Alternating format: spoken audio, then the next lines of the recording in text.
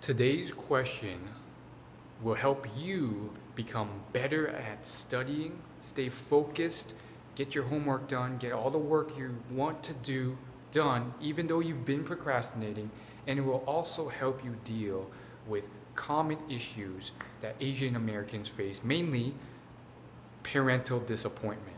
Stay tuned. So, I got a question from an Instagram DM from one of my viewers. It's a long question, so I'm simply going to summarize his question for you. Basically, this student has doctors as parents, and of course, with that comes a lot of expectation and potential disappointment.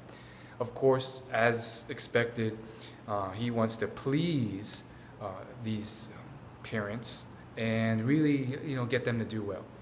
Actually, I couldn't tell if it was a he or she, but the point is, let's just say it's a she. She wanted help with this because she was trying so hard to please her parents, and she had a lot of issues doing so, even though she wanted to. She had a ton of trouble concentrating or getting any work done after school ended, and therefore she was really struggling. And also she saw a lot of her peers succeeding and going off to college, whereas she is scared that she may not even graduate from high school. So that's the summary of her big question. And it's basically about parental disappointment, super high expectations, and also there's concentrating with schoolwork and really even getting a decent job done to get out of high school. And of course, when other social problems come into the mix, it becomes even worse. Apparently, one of her parents has been diagnosed with cancer, which has made the whole situation even more murky. So let's start with a story from myself. This will teach you a lot. So when I was in middle school, I finally got tested into the gifted and talented programs. So what this means is that they have these tests, and if you do well on them, you get pushed up 2 grade levels to the gifted and talented programs for specific courses. And every year since elementary school, my Asian parents, especially my mom, had me do all these workbooks and stuff to get me to test into this. And she would do these extra stuff with me during the summer and after school. And I just wasn't good enough. I tried really hard, but I just scored in the average. Until later into my school years, when I was in the final year of middle school, where some stroke of genius happened, and somehow I tested into gifted and talented for every single course that was offered, from mathematics to English to history and so forth. The problem with this was it was too much of a jump. At the time I didn't realize it, but it was too much of a jump for me to go from normal classes for everything except math, which I was already GT at, to GT everything. And I was overwhelmed. The workloads quadrupled. I had so much homework, so much studying. I was not used to it, whereas everyone else in the class was used to that high level of performance. So my grades plummeted, and my parents and their expectations went down the drain. They were so disappointed in all these stuff that you Asian Americans are very familiar with. So long story short, at the time, I was just feeling distraught, and I thought it would never end, and it was the end of the world. However, time passed. I went to high school. Life moved on. Eventually, my parents, after a bunch of fighting and all this stuff, they learned to kind of accept it. And then in high school, I went back down to some regular classes, and slowly, using my own accord and my own study strategies and those I learned from the internet, I was slowly able to work back up to a straight A schedule from like a C or D report card. And I was also, I went to advanced placement classes and somehow was able to get to an extremely high level. And now, after studying so many businessmen and wealthy, successful people, I would say that like grades are only somewhat correlated with success. A lot of these like millionaire CEOs, they had B's and C's or D's in school, but they're just really good at selling or communication skills. So grades aren't really that important unless you really want to become a doctor or lawyer or have some certified postgraduate education where you really need a good network from the Ivy League school you get into. So the point is, don't let this disappointment feel like it's the end of the world for you. Realize that it's a bit unfair too. My parents were, looking back, sometimes unfair with the expectations set upon me. And they had good intentions, but they didn't have the best parenting styles and best philosophies for dealing with that. They should have measured and celebrated my achievements by the effort I put in, not the results, because I was putting in more effort than I was when I was getting, close to straight A's with my regular classes, but I was getting C's or D's because the workload was so much and I wasn't used to that. But rather than measuring me on the increased effort, they measured me on just a straight letter grading system, which was unfair. And of course, we all make huge mistakes as parents. When I'm growing up, I thought they could do no wrong since they were immigrants and they, rose to such a high income class through their hard work. I thought, whatever advice they give and how they parent must be correct. And it isn't sometimes.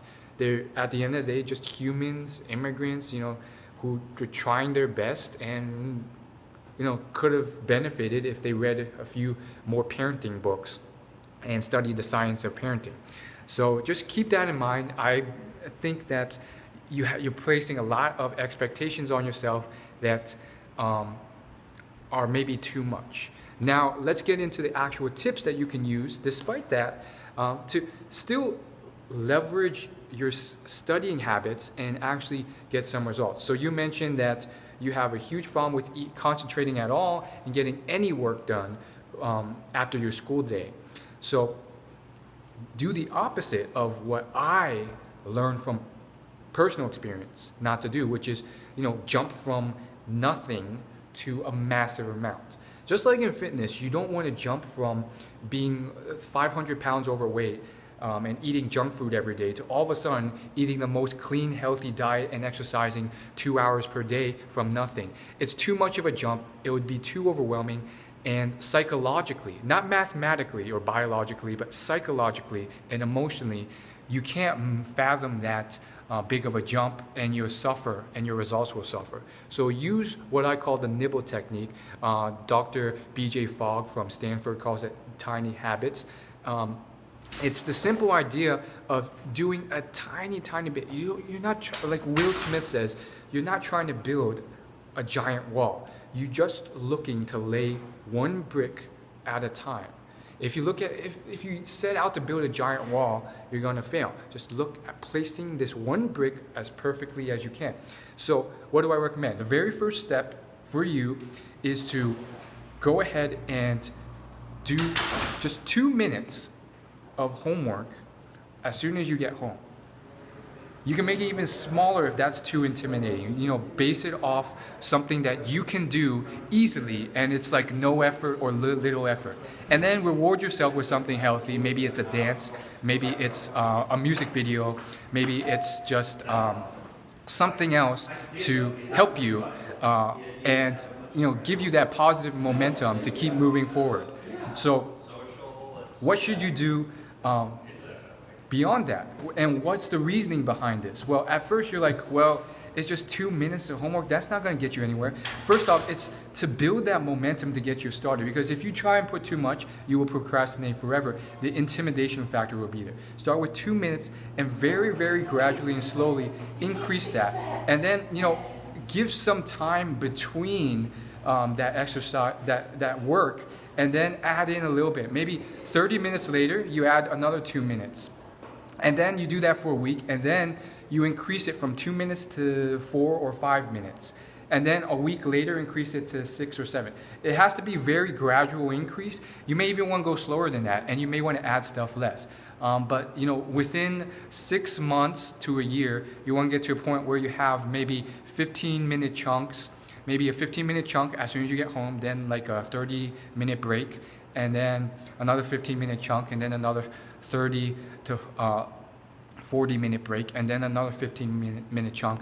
And you slowly working up with adding more homework and studying and a little bit less break. And the key is to do it gradually and start very small and increase slowly, because by doing it that way, you won't get intimidated, and you're slowly becoming more used to it, so slowly that you're not even noticing the increase.